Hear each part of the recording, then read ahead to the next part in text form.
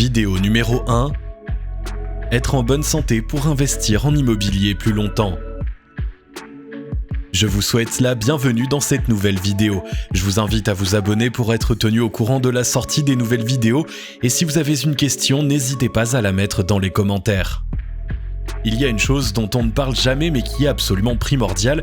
J'ai donc décidé de vous parler de votre hygiène de vie car c'est un point extrêmement important pour investir en immobilier, surtout au niveau de l'assurance du bien immobilier. Que vous soyez débutant ou pro en immobilier, vous n'aurez pas le choix que d'avoir une bonne hygiène de vie si vous souhaitez investir sur des dizaines d'années.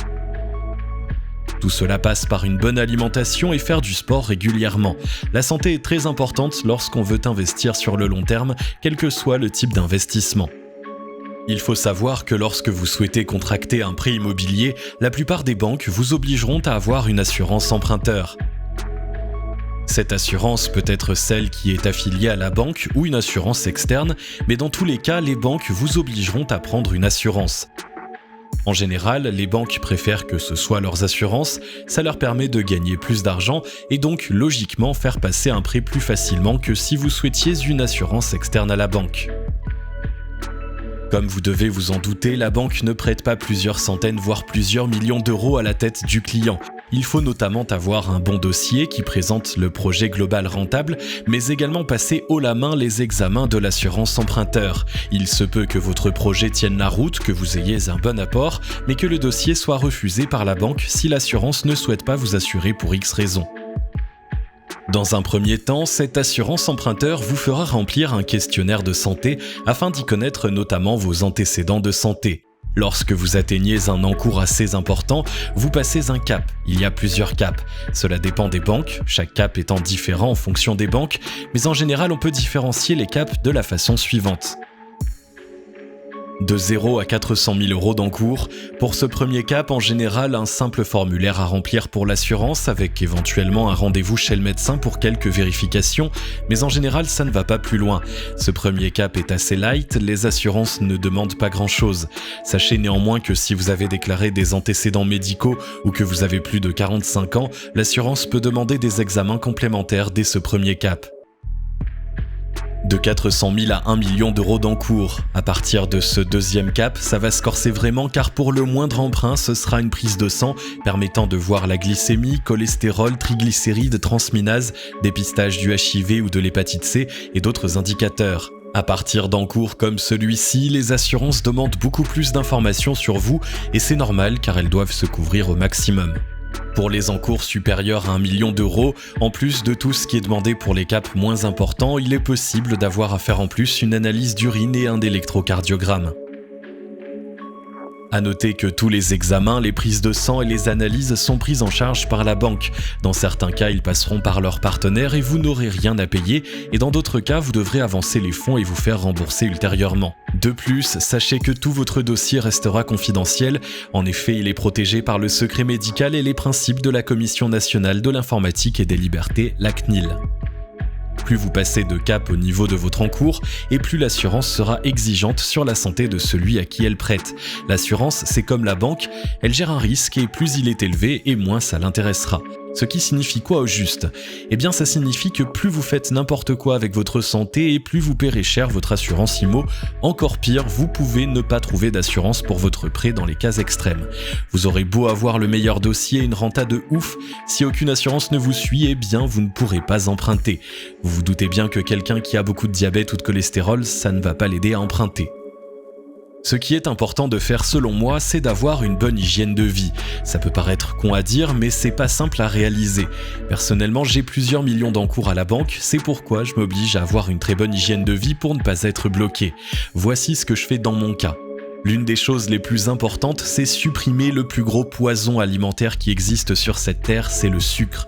Certains ne vont pas comprendre car les aliments sucrés apportent un réconfort et du bien-être à notre cerveau, et pourtant c'est l'un des pires poisons. Pour info, le sucre est 8 fois plus addictif que la cocaïne. Le sucre, on en trouve de partout. Amusez-vous à regarder vos aliments, c'est un gros scandale. Exemple, le pain de mie, 10 grammes de sucre au 100 grammes, un yaourt, 15 grammes de sucre au 100 grammes. Les céréales, ceux qui en prennent tous les matins, vous mangez du poison. Chaque jour, c'est entre 20 et 30 grammes de sucre pour 100 grammes. Je parle même pas évidemment des gâteaux, il faut savoir que l'OMS indique qu'il faut au maximum 20 grammes de sucre par jour, mais ça va très vite, un seul yaourt de 125 grammes et le taux est déjà dépassé. La palme d'or, c'est le Nutella, un poison en pot, 50 grammes de sucre et 30 grammes d'huile de palme pour 100 grammes. Notre corps a besoin néanmoins de sucre, donc préférez des sucres naturels présents dans les fruits par exemple. Diminuer tout ce qui est produits gras comme les chips, charcuterie, huile de palme, etc. Alors attention, le gras est important pour la santé, mais il faut du bon gras, appelé gras non saturé, contrairement au gras saturé qui est mauvais pour la santé en grosse quantité. Privilégiez les huiles d'olive principalement, qui est très bonne pour la santé lorsqu'elle n'est pas consommée en trop grande quantité.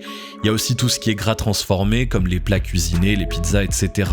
On n'en parle pas, ce n'est pas sur les étiquettes, peut-être à cause du lobbying, et c'est le pire de tous. Et attention aux glucides dont le foie transforme les excès en acides gras. Mangez de tout en quantité correcte, presque rien n'est interdit, il suffit de ne pas se goinfrer, et surtout manger des légumes et des fruits. Et enfin, faites du sport, beaucoup de sport, de la marche, du vélo, de la natation, des sports qui ne choquent pas le corps et qui font travailler votre cardio. Moi perso, je fais beaucoup de running, 4 fois 10 km chaque semaine et de la marche les autres jours. Arrêtez de fumer, ne pas boire trop d'alcool, faut-il vraiment le préciser, avoir un sommeil régulier et de qualité également. C'est un message qui peut paraître alarmiste, certes, mais il vaut mieux prévenir que guérir. Bon alors si vous avez 20 ou 30 ans, on va dire que l'assurance ne bloquera pas car on est jeune, mais au-delà de 30 ans, je pense qu'il est important de vraiment s'y intéresser.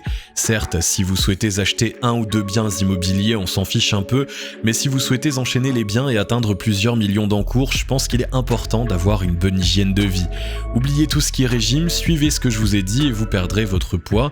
Profitez-en, c'est gratuit, tout ce que je viens de vous dire est bon pour l'assurance immobilier, mais aussi pour votre santé en général, ce qui est encore plus important. Si vous avez une mauvaise hygiène de santé, ne soyez pas radical et surtout ne changez pas tout du jour au lendemain, sinon vous ne tiendrez absolument pas. Il faut y aller étape par étape, changez vos habitudes en plusieurs mois. Si vous savez que vous allez investir en immobilier, alors commencez tranquillement à changer votre régime alimentaire pour avoir une bonne alimentation le jour où vous passerez vos tests pour votre assurance emprunteur. Ne soyez pas extrémiste non plus, un bon gâteau maison de temps en temps ne vous fera pas de mal. Dans la mesure du possible, privilégiez les circuits courts, ça coûte souvent moins cher que la grande surface et surtout c'est meilleur pour la santé. Il faut savoir se faire plaisir de temps en temps car c'est lorsque l'on est frustré qu'on peut faire n'importe quoi au niveau de la nourriture. Enfin, pensez également à faire travailler votre cerveau en y faisant des activités culturelles, notamment en lisant des bouquins. Le mental est également très important, la santé passe également par le cerveau. Pour info, ça fait 4 ans que je ne mange presque plus de viande par conviction personnelle. Par contre, je mange encore du poisson et je peux vous dire que je suis en parfaite santé, j'ai aucune carence. Mais ça, c'est un autre débat, c'est juste un petit clin d'œil à ceux qui disent qu'on ne peut pas vivre sans viande. Cette vidéo est désormais terminée, je vous invite à vous abonner pour être tenu au courant de la sortie des nouvelles vidéos. Et si vous avez une question, n'hésitez pas à la mettre dans les commentaires.